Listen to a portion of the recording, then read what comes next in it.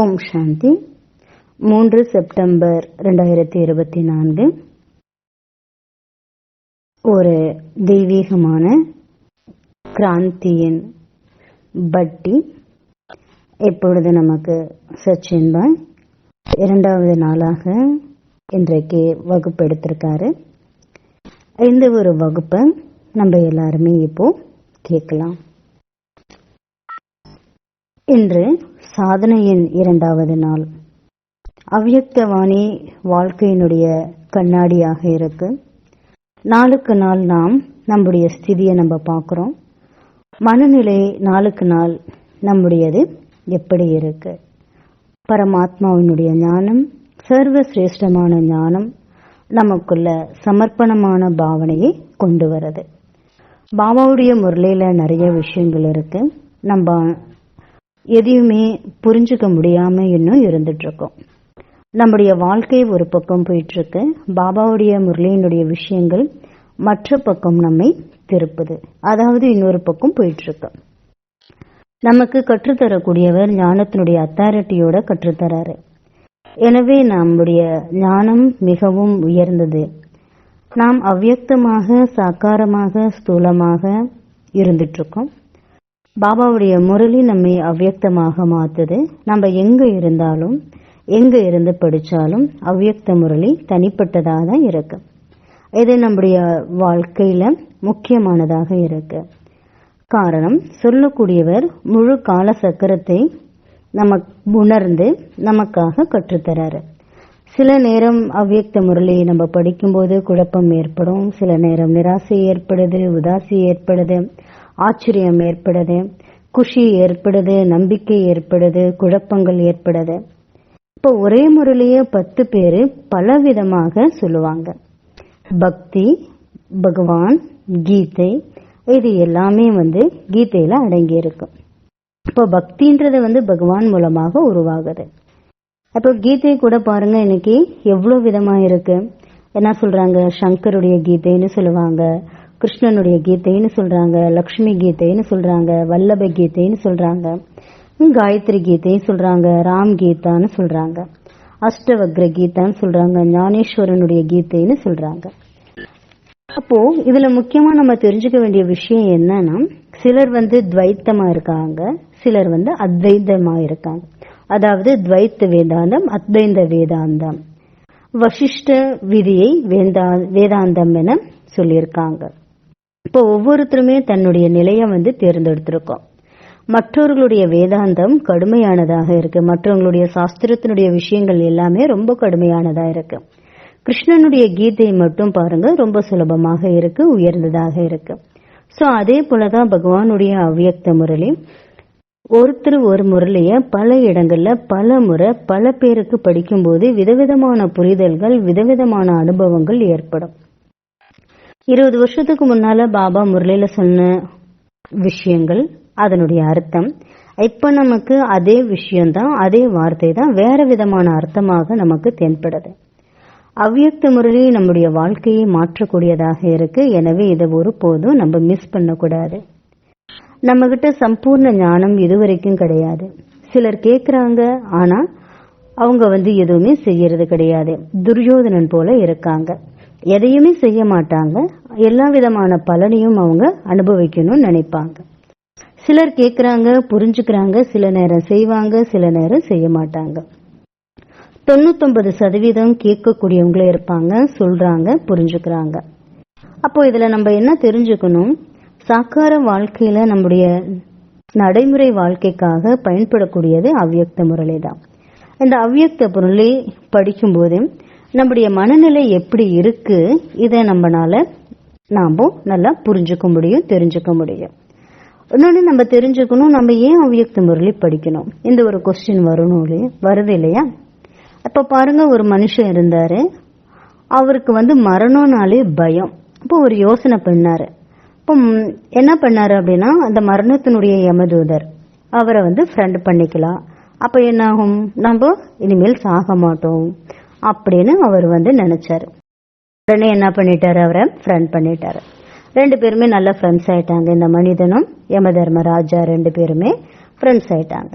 அப்போ அந்த மனுஷன் வந்து யமதர்மராஜா கிட்ட சொன்னாரு, நீ வந்து என்னுடைய நல்ல ஒரு ஃப்ரெண்டா இருக்கிற இல்லையா, இனிமேல் நீ என்கிட்ட வரக்கூடாது, வரமாட்டதானே அப்படின்னு சொன்னாரு.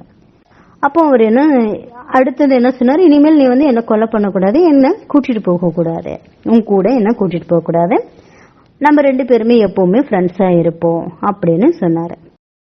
அப்போ இவர் வந்து சொன்னாரு, ஓகே நீ சொல்றபடி நான் கேட்கிறேன், ஆனா நான் சொல்லக்கூடிய விஷயத்த வந்து நீ ஃபாலோ பண்ணணும் அப்படின்னு சொன்னாரு. அப்போ இவர் என்ன சொன்னாருன்னா, இந்த யமதூதர் சொல்லக்கூடிய விஷயத்த நீ ஃபாலோ பண்ணேன்னா நான் வந்து உங்ககிட்ட வரமாட்டேன், நீ ஃபாலோ பண்ணலன்னா நான் வருவேன். ஆனா இப்போ அவர் சொன்ன பின்னால இந்த மனிதன் என்ன பண்ணிருக்காருன்னா, யமதூதர் சில விஷயங்களை வந்து இவருக்கு சொல்லியிருக்காரு. இந்த மனிதன் அந்த விஷயங்களை ஃபாலோ பண்ணாம இருந்திருக்காரு. இப்போ யமதூதர் ராஜா கேட்டாரு, பாருங்க நான் உங்களுக்கு ஏற்கனவே இன்ஃபார்ம் செஞ்சுட்டு தான் வருவேன், ஆனா இன்ஃபார்ம் பண்ணாம நான் வரக்கூடாது அப்படின்றது எனக்கு தெரியும். அப்போ அந்த மனுஷனுக்கு என்ன, நீ ஓகே நீ இன்ஃபார்ம் பண்ணிட்டு தானே வந்திருக்கிற அப்படின்னு கேட்கும்போது, ஆமா நான் இன்ஃபார்ம் பண்ணிட்டு தான் வந்தேன், ஏன் இப்போ வந்து நீ என்கிட்ட வர அப்படின்னு அவர் வந்து கேட்கிறாரு. அப்போ உடனே யமதர்மராஜா என்ன சொல்றாரு, நான் இன்ஃபார்ம் பண்ணாம நான் உங்ககிட்ட வரல, நான் இன்ஃபார்ம் பண்ணிட்டு தான் வந்திருக்கேன். அப்போ அந்த மனிதன் கேட்கிறாரு, ஏன் நீ இப்ப வந்த அப்படின்னு. அவர் சொல்றாரு, நான் வந்தேன், எந்த விதத்துல நான் வந்தேன் தெரியுமா. மனிதன் கேட்கிறாரு, நீ வந்து என்னுடைய பெஸ்ட் ஃப்ரெண்டு தானே, இப்ப ஏன் என்கிட்ட வந்த, என்னை ஏன் கூட்டிட்டு போகணும்னு நீ நினைக்கிற. அப்ப யமதூதர் சொல்றாரு, ஏற்கனவே நான் உனக்கு 4 லெட்டர் போட்டேன், இன்ஃபார்ம் பண்ண, நீ தான் என்ன பண்ணிட்ட, கவனம் வைக்காம விட்டுட்ட. ஃபர்ஸ்ட் லெட்டர் என்ன அப்படின்னா, உன்னுடைய முடி வந்து வெள்ளையாச்சு, நீ முடிய கருப்பாயிட்ட, டை அடிச்சு கருப்பாக்கிட்ட. இதுல என்ன தெரிஞ்சுக்கணும், மரணம் பக்கத்துல இருக்குன்றத நான் வந்து உணர்த்தினேன், நீ தான் என்ன பண்ணிட்ட, உன் முடிய வெள்ளையாக்கிட்ட.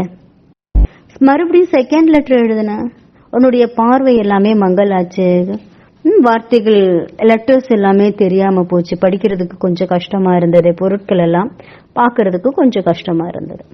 உடனே நீ என்ன பண்ணிட்ட, ஆபரேஷன் பண்ணி கண்ணாடி போட்டுட்ட. அடுத்தது 3வது ஒரு லெட்டர் நான் எழுதினேன், அதுல வந்து உன்னுடைய பல்லு கீழே விழுந்துச்சு, ஆனா நீ என்ன பண்ணிட்ட, பல்லுக்கு எல்லாத்துமே அந்த இம்ப்ளான்ட் போட்டு தங்க பல்ல போட்டுட்ட. அடுத்தது மறுபடியும் நான் வியாதி அனுப்பினேன், நீ கேட்கவே இல்லை, அவ்வளோ கவனக்குறைவா இருந்துட்ட. இப்ப இதுல இருந்து என்ன தெரியுது, சரீரத்தினுடைய அட்ராக்ஷன் எவ்வளவு நமக்கு ஒரு நஷாவை உருவாக்குது. யாரு எவ்வளவு அழகா தெரிஞ்சாலும் அந்த அழகு கொஞ்ச நாள்ல காணாம போயிடும். இத எல்லாருமே நம்ம புரிஞ்சுக்க வேண்டிய விஷயம்தான். எனவே யாரு அழகு பவித்திரதாவை அதிகப்படுத்தணும்னு விரும்புறாங்களோ அவங்க ஆத்மாவினுடைய தூய்மையை அழகுபடுத்தணும், அதிகப்படுத்தணும். அப்ப சரீரத்தினுடைய ஆயுள் தானாகவே குறைஞ்சு போயிடும். சில குழந்தைங்க எதுவுமே செய்யறதில்ல, கேக்குறாங்க. துரியோதனனுடைய மனநிலை போல இருந்துட்டு இருக்காங்க. இந்திரபிரஸ்து வேணும், ராஜ்யம் வேணும், அது வேணும், இது வேணும், எல்லா நல்லதும் வேணும், ஆனா எந்த நல்லதுமே செய்யறது கிடையாது. இந்த மாதிரியான குழந்தைங்களும் இருக்காங்க. ஃபர்ஸ்ட் வேற செகண்ட் வெரைட்டி குழந்தைங்க இருக்காங்க. அவங்க வந்து என்ன சொல்லுவாங்க, கேட்பாங்க, புரிஞ்சுக்குவாங்க, ஆனா அப்பப்ப அவங்களுக்கு வந்து டவுட் வரும். அப்புறமா விளையாடக்கூடியவங்களா இருப்பாங்க, டபுள் பார்ட் பண்ணுவாங்க, இங்க ஒரு மாதிரி நடப்பாங்க, அங்க ஒரு மாதிரி நடப்பாங்க. சில நேரம் அவங்க தத்துவங்களுக்கும் 5 விகாரங்களுக்கும் அவங்க அடிமையாயிடுறாங்க. அப்போ இதை வந்து பாப்தாதா இந்த முரளியில நமக்கு இந்த விஷயத்த மென்ஷன் பண்ணி இருக்காரு. சில நேரம் தீவிர புருஷார்த்தியான பிராமணர்களா இருப்பாங்க, சில நேரம் டல்லாயிடுறாங்க, தைரியம் இழந்து போயிடுறாங்க. பாருங்க, இயற்கையினுடைய தத்துவம் சரீரம் மற்றும் சரீரத்தினுடைய ஆகர்ஷணம், தேகத்தினுடைய கவர்ச்சி, இது வந்து ரொம்ப மோசமானதாக இருக்கு. ஏன்னா இன்னைக்கு இயற்கையினுடைய தத்துவத்தினுடைய ஆதாரத்தின் மூலமா தான் இந்த சரீரம் உருவாக்கப்பட்டிருக்குது. இப்போ மனிதர்கள் என்ன பண்றாங்க, இயற்கைக்கும் தேகத்தினுடைய கவர்ச்சிக்கும் இன்னைக்கு அடிமையாயிருக்காங்க. அப்போ இந்த கவர்ச்சி வந்து எதுல உருவாயிருக்குன்னா ஒரு கெமிக்கல்ல தான் உருவாயிருக்குன்னு சொல்றாங்க. அதுக்கு முக்கியமாக டோஸ் என்ற வார்த்தையை அவர் பயன்படுத்துறாரு. டோஸ்ல டி, டோபமின், ஆக்சிடோசின், சிரோட்டினின், எண்டோர்பின்ஸ். இப்போ இந்த 4 வார்த்தைகளுமே என்ன இருக்குது அப்படின்னா சயின்ஸினுடைய வார்த்தையின் மூலமாக நியூரோ டிரான்ஸ்மிட்டர் அப்படின்ற விஷயத்துல கொண்டு வராங்க. இன்னைக்கு பாருங்க, மனிதர்கள் எல்லாருமே ட்ரக்ஸுக்கு அடிமையா இருக்காங்க. ஏன் அடிமையா இருக்காங்க? பீடி சிகரெட்டுக்கு ஏன் அடிமையா இருக்காங்க? காரணம், டோபோமின் ரிலீஸ் ஆகுது, காம விகாரம் வருது. அந்த காம விகாரத்துல சுகமான உணர்வு, டோபோமினுடைய உணர்வு ஏற்படுது. அடிமைத்தனம் இதனாலதான் ஏற்படுது. மூளையில நியூரோ உருவாகுது, அததான் நியூரோ டிரான்ஸ்மிட்டர் என சொல்லப்படுது. ஞானத்தினுடைய விஷயம் இங்க கிடையாது, இங்க சென்சேஷன் விஷயமாக இருக்கு. எனவே பாடி ஸ்கேன் பிராக்டிஸ் பண்றது சாதாரணமான பயிற்சி கிடையாது. ரொம்ப ரொம்ப ஸ்ட்ராங்கா நம்ம பிராக்டிஸ் பண்ணணும். முழு முயற்சியுமே பிபி பிபி பிபி என 5 பி இருக்கு. இந்த பிபி இல்லைன்னா எல்லாமே முடிஞ்சிடும். பிபி வாழ்க்கையில ரொம்ப முக்கியமானவங்களாக இருக்காங்க. இதுல ஃபர்ஸ்ட் பி நம்ம தெரிஞ்சுக்கணும், பிரம்மச்சரியம். செகண்ட் பி போஜனம். 3வது பி பாடி ஸ்கேனிங். 4வது பி பிரீத் அவேர்னஸ். 5வது பி பாபா. இப்ப இந்த ஃபர்ஸ்ட் பியை நம்ம இப்போ பாக்குறோம். ஃபர்ஸ்ட் பி, செகண்ட் பி நம்ம இப்ப பாக்குறோம். இந்த 2ல தான் இந்த உலகம்ன்ற விளையாட்டே அடங்கி இருக்கு. இதுதான் நம்முடைய முயற்சி, வேற முயற்சியுமே கிடையாது. வேற எந்த முயற்சியுமே யாருமே செய்யறது கிடையாது. நல்லா, அதாவது இந்த பிரம்மச்சரியத்தை பத்தியோ சாப்பாடை பத்தியோ யாருமே கவனம் கொடுக்கறது இல்ல. மற்ற எல்லா விஷயத்தையும் பத்தி பேசுறாங்க. பாப் சமான் எப்படி ஆகுறது, கர்மாத்தியத்தை எப்படி ஆகுறது, லௌகிக்க பொசிஷன்ல எப்படி நல்லா வர்றது, பரிஸ்தா நிலை அடையணும், மகான் ஆகணும், மாஸ்டர் சர்வசக்திவான் ஆகணும், நான் இப்படி இருக்கணும் அப்படி இருக்கணும். கமெண்ட்ரி கொடுக்கறாங்க. சூக்ஷ்ம வதனத்துக்கு எப்படி போகணும், பரந்தாமத்துக்கு எப்படி போகணும், 5 சொரூபத்தினுடைய கமெண்ட்ரி கொடுக்கறாங்க. எல்லாமே பேசுறாங்க. ஆனா இந்த பிரம்மச்சரியத்தை பத்தியோ சாப்பாடை பத்தியோ யாருமே பேசுறது கிடையாது. நம்ம ஒவ்வொருத்தருடைய வாழ்க்கையிலுமே முக்கியமானது இந்த 2 பி தான். பிரம்மச்சரியம், செகண்ட் போஜன். 3வது பி பாடி ஸ்கேனிங். 4வது பி பிரீத் அவேர்னஸ். மூச்சை நம்ம கவனிக்கணும். நம்ம விடக்கூடிய மூச்சும் விகாரத்துக்கும் தொடர்பே இருக்கு. சரீரத்தினுடைய வலி வேதனை மூச்சுல தான் அடங்கி இருக்கு. இப்ப பாருங்க, எக்ஸாம்பிள், குலாப் ஜாமுன் நம்ம சாப்பிடுறோம், அப்புறமா பரோட்டா நம்ம சாப்பிடுறோம், நல்லா மசாலா வச்சு குருமா வச்சு பரோட்டா நம்ம சாப்பிடுறோம்னு வைக்கலாம். அப்ப இதுல என்ன நமக்கு அனுபவம் ஏற்படுது? சுகமான அனுபவம் ஏற்படுது. ரொம்ப டேஸ்டா இருக்கு, ரொம்ப நல்ல டேஸ்டா இருக்கு, ரொம்ப நல்லா இருக்குன்னு நினைச்சு நம்ம சாப்பிடுறோம். இப்ப ஒரு சுகர் பேஷண்ட் இருக்காரு, அவருக்கு சுகர் 400 ஆயிருச்சு. உடனே அவர்கிட்ட குலாப் ஜாமுன் அவருக்கு முன்னால கொண்டு போய் வைக்கிறாங்க. அவர் என்ன சொல்வாரு? 400 சுகர் ஆயிருச்சு, நான் சுகர் கண்ட்ரோல் பண்றதுக்கு டேப்லெட் சாப்பிட்டுக்கிறேன், ஆனா குலாப் ஜாமுன் சாப்பிடாம என்னால இருக்க முடியாது. எதுக்கு அப்படின்னு சொல்றாரு. இதுக்கு ரீசன் என்ன? நாக்கினுடைய ருசி அவரை சாப்பிட விடாம இருக்க முடியறது இல்லை. அப்ப நாக்குடைய ருசிக்கு அவர் அடிமையாயிட்டாரு அப்படின்னு தானே நம்ம சொல்ல முடியும். இப்போ சென்சேஷன், அதாவது சப்கான்சியஸ் மைண்ட்ல இது எல்லாமே இணைக்கப்பட்டிருக்கு. இதை நம்ம நல்லா புரிஞ்சுக்கணும். ஞானம் சுவமானம் சப்கான்சியஸ் மைண்ட்ல இணைக்கப்படல. எனவே இந்த நிகழ்ச்சியை நம்ம இப்போ பாக்குறோம். சரீரத்திலிருந்து விடுபட்டு இருக்க முடியும்.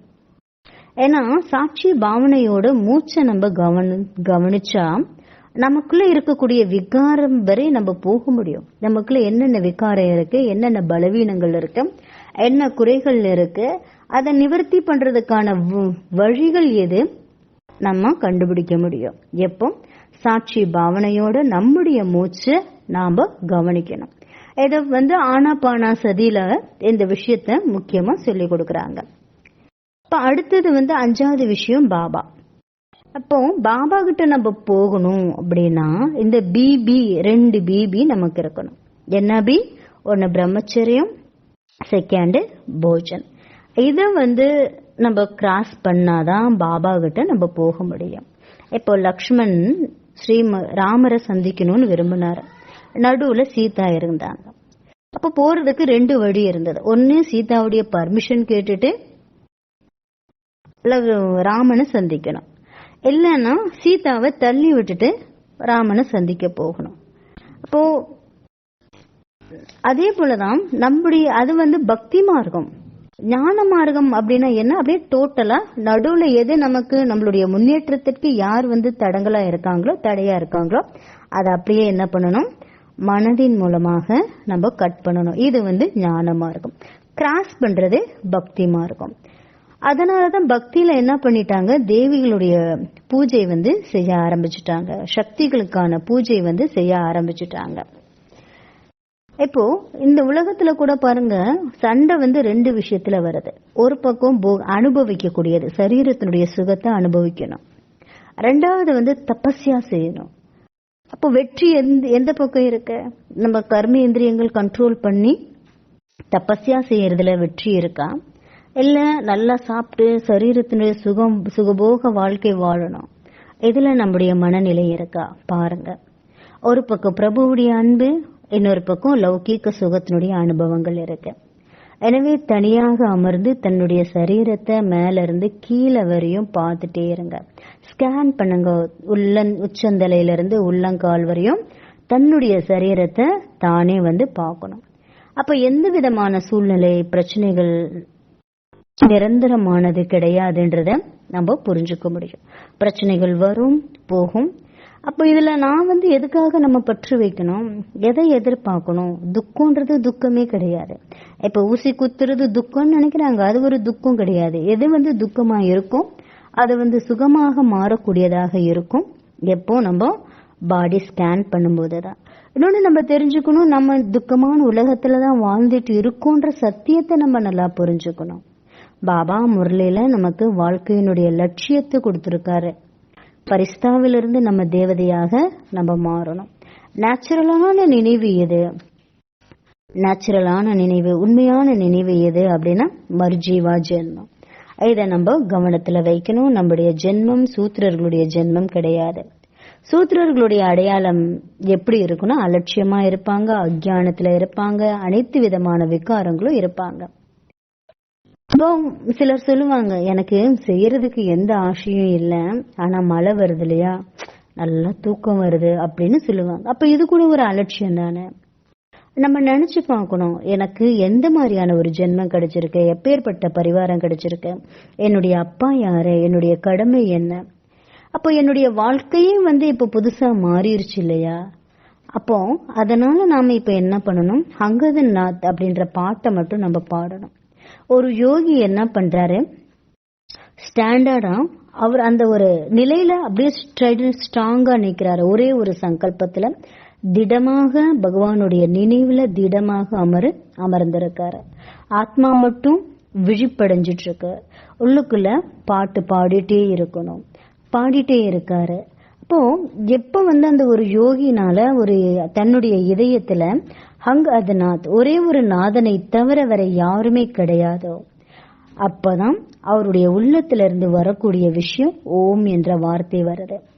அப்போ யாருடைய நினைவு இறைவனோட ஒன்றி இருக்கு, பகவான் கிட்ட ஒன்றி இருக்காங்களோ, அந்த ஒரு ஒன்றி இருக்கக்கூடிய நினைவுக்கு தான், அந்த ஒரு என்ன சொல்லலாம்னா அந்த இனிமையான பயணத்திற்கு தான் ஓம் என்ற வார்த்தையை தந்திருக்காங்க. ஓம் துவனி உலகத்துல ஒழிச்சுட்டே இருக்குன்னு சிலர் சொல்லுவாங்க. சிலர் ஓம் என்ற வார்த்தையை கேட்கறதுக்காக நம்ம நிறைய தபஸ்யா பண்ணணும், அமைதியில இருக்கணும், மௌனத்துல போகணும், இந்த மாதிரி எல்லாம் பேசுறாங்க. உள்ளுக்குள்ள இருந்து வர்றதுனால இதற்கு அத்வைத் என பெயர் இருக்கு. ஏன்னா உள்ளுக்குள்ள இருந்து தான் அந்த ஓம்ன்ற துவனி நமக்குள்ள வருது, கான்சென்ட்ரேஷன் பவர் கிடைக்குது, நம்முடைய நினைவு பரமாத்மா கிட்ட நம்ம வைக்க முடியுது. அப்ப எப்போ பரமாத்மாவுடைய நினைவுல நம்ம ஒன்றி இருக்கோமோ, அப்ப நமக்கு எந்த விதமான தடைகளும் ஏற்படாது. இன்னைக்கு நமக்கு முக்கியமான ஒரு ஹோம்வொர்க் கொடுத்திருக்காரு, ஆஹா பாபா ஆஹா பாபா. இப்ப நம்முடைய புத்தியில பாபாவுடைய நினைவு மட்டும்தான் இருக்கணும். ஏன்னா அந்த கிராந்தின்னு சொன்னாலே நம்மளுடைய வாழ்க்கையை மாற்றம் செய்யக்கூடியதாக இருக்குது.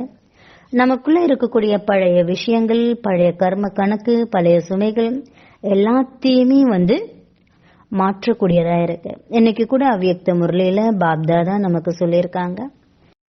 அதாவது தீதியை பார்த்து சொல்லியிருக்காங்க, ஒரு கிராந்தி வந்தது அப்போ மற்ற கிராந்தி எல்லாமே மறைஞ்சு போயிடும்னு. பாப்தாதா சொல்லியிருக்காங்க. இன்னைக்கு முரளிலேயே முக்கியமான விஷயம் என்ன? அங்கதநாத் ராஜ்லீலா. பாபா முரளியில சொல்லியிருக்காரு, அங்கதநாத் அப்படின்னாலே மனசுல இறைவனுடைய நினைவு மட்டும்தான் இருக்கும். அந்த நினைவு என்ன பண்ணுது? ஓம் என்ற ரீங்காரத்தை கொடுக்கக்கூடியதாக இருக்கு. ராஸ்லீலா, கோபிகள் எல்லாருமே வீட்டை விட்டு வந்து சங்கீதத்துல, இறைவனுடைய சங்கீதத்துல, கிருஷ்ணனுடைய முரளியில, அந்த புல்லாங்குழல் ஓசையில எல்லாருமே மூழ்கி போயிட்டாங்க. அந்த உண்மையான கோபிகள் யாரு? நாம தானே. நாம தான் சங்கீதத்துல மூழ்கி போயிருக்கோம். இந்த ஒரு ஞானத்தை நம்முடைய வாழ்க்கையில பயன்படுத்திட்டு இருக்கோம். இப்ப சொர்க்கத்தினுடைய காட்சியை பாருங்க, நிறைய பேர் அதுல இருக்காங்க. கிருஷ்ணர் வந்து ஒவ்வொருத்தருக்கும் ஒவ்வொரு கிருஷ்ணனா இருப்பாரு. சில படங்கள்ல கிருஷ்ணன் நடுவுல இருப்பாரு, சுத்தி கோபிகள் எல்லாம் இருப்பாங்க. இப்ப நம்ம செக் பண்ணணும், நான் அதுல எந்த ஒரு கோபியாக இருக்க. இந்த மாதிரி நாமளே செக் பண்ணணும். அடுத்தது, இந்த சரீரம் நமக்கு ஒரு ஸ்டேஜா இருக்கு. நான் ஆத்மா தனியானவனா இருக்க. நாம விகாரத்துக்கு அடிக்ட் ஆயிருக்கோம், சாப்பாட்டுக்கு நம்ம அடிக்ட் ஆயிருக்கோம். அடுத்தது, இதுல இருந்து நம்ம விடுபடணும். உலகம் முழுவதுமே இன்னைக்கு உப்பு, அத அடிமையாக்கி வச்சிருக்காங்க. நேரத்தை மாற்றக்கூடிய கடிகாரம் நாம தான். நிராகார ஆத்மா சாக்காரத்துல இருந்து அந்த நிராகாரத்தை அனுபவம் நம்ம செஞ்சுட்டே இருக்கணும்.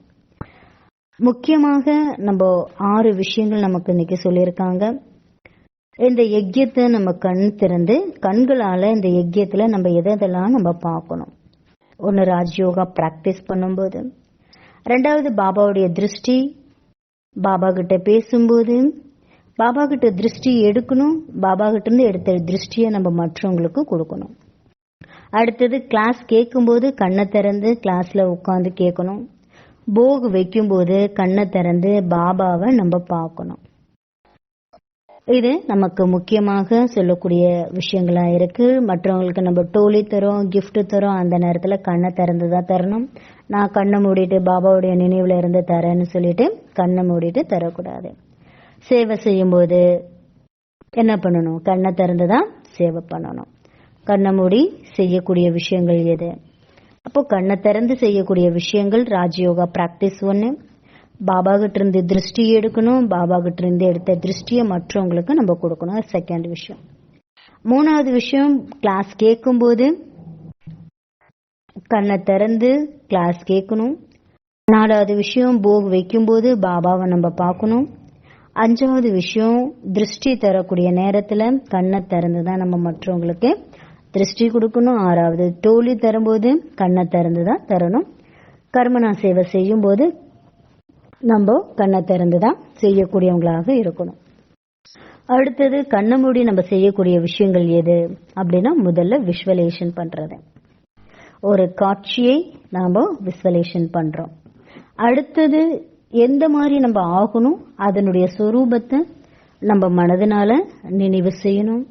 அடுத்தது, ஏதாவது ஒரு விஷயம் நமக்கு நடக்குது அப்படின்னா கண்ணை மூடி நம்ம லௌகிகத்துல சொல்லுவாங்க, நல்ல பிரார்த்தனை, மனசார பிரார்த்தனை, கண்ணை மூடி மனசார பிரார்த்தனை செஞ்சா அந்த காரியம் தானாகவே நடக்கும். இது ஃபர்ஸ்ட் விஷயம். 2nd, பாடியை ஸ்கேன் பண்ணணும்னா கண்ணை மூடிதான் பாடியை ஸ்கேன் பண்ணணும். 3வது, ஆனாபானா சதி, அந்த மூச்சு பயிற்சி, மூச்சு வர்றது போறது, இந்த ஒரு பிராக்டிஸ் நம்ம அவசியமாக நம்ம செய்யணும். மூச்சை கவனிக்கும் போது நமக்குள்ள இருக்கக்கூடிய விகாரங்களை நம்ம நல்லா புரிஞ்சுக்க முடியும். அதுல இருந்து விடுபடுவதற்கான வழியும் நமக்கு கிடைக்கும். 5வது, ரீகால் பண்ணும். முரளியை நம்ம படிக்கிறோம், அப்புறமா புக்கை க்ளோஸ் பண்ணிட்டு என்னென்ன படிச்சோம் அது எல்லாமே நம்முடைய ஞாபகத்துல இருக்கா செக் பண்ணுங்க. இப்போ பாபாவுடைய உதவி நமக்கு தேவைப்படணும். பாபா நீங்க எனக்கு உதவி செய்யணும், நம்ம மனசார பாபா கிட்ட உதவி கேட்கணும். பாபா கிட்ட ஏதாவது ஒரு காரியம் நடக்கணும் அப்படின்னா கிறிஸ்டியன்ஸ்ல கூட என்ன பண்ணுவாங்க, அப்படியே கண்ணை மூடி பிரேயர் பண்ணுவாங்க. ஸோ அதே போல நாம கூட கண்ணை மூடி பாபா கிட்ட மனசார நம்ம பாபா கிட்ட உதவி கேட்கும் போதே தானாகவே நமக்கு எல்லாமே கிடைக்கும். அடுத்தது, நம்மளுடைய ஃபோக்கஸ் கான்சென்ட்ரேஷனா இருக்கணும், ஒருமுகப்பட்டு இருக்கணும். இதுல எந்த விதமான கலப்படமும் இருக்கக்கூடாது. அப்ப பாருங்க, நம்முடைய வாழ்க்கை மிகவும் சிறப்பான ஒரு வாழ்க்கையாக அமையும். அடுத்தது நேத்து சொன்ன மாதிரி ஃபுட்டு நம்ம கண்ட்ரோல்ல பண்ணணும். அடுத்தது நமக்கு 11 இடங்கள், 55 இடங்கள் நம்ம மனசா சேவை செய்யறதுக்கான விஷயங்கள் சொல்லியிருக்காரு. நம்ம எல்லாருக்குமே சார்ட் அனுப்புறோம். நீங்க அதை ஃபாலோ பண்ணும். அமிர்த வேலையில 5 தத்துவங்களுக்கு, இந்த சரீரங்களுக்கு சக்தி கொடுக்கணும், 5 தத்துவங்களுக்கு சக்தி கொடுக்கணும், 5 கண்டங்களுக்கு சக்தி கொடுக்கணும், 5 விக்காரங்கள் நம்மளை விட்டு போறதுக்கான சக்தி கொடுக்கணும், வரக்கூடிய ஆத்மாக்களுக்கு சக்தி கொடுக்கணும். பிராமண ஆத்மாக்கள் 5 வகையா இருக்காங்க, அவங்களுக்கு நம்ம சக்தி கொடுக்கணும். இந்த மாதிரி மதுபனுக்கு சக்தி கொடுக்கணும், சென்டரை விட்டு இருக்கக்கூடிய மற்ற இடங்களுக்கு சக்தி கொடுக்கணும், துக்கத்தில் இருக்கக்கூடிய ஆத்மாக்களுக்கு சக்தி கொடுக்கணும்.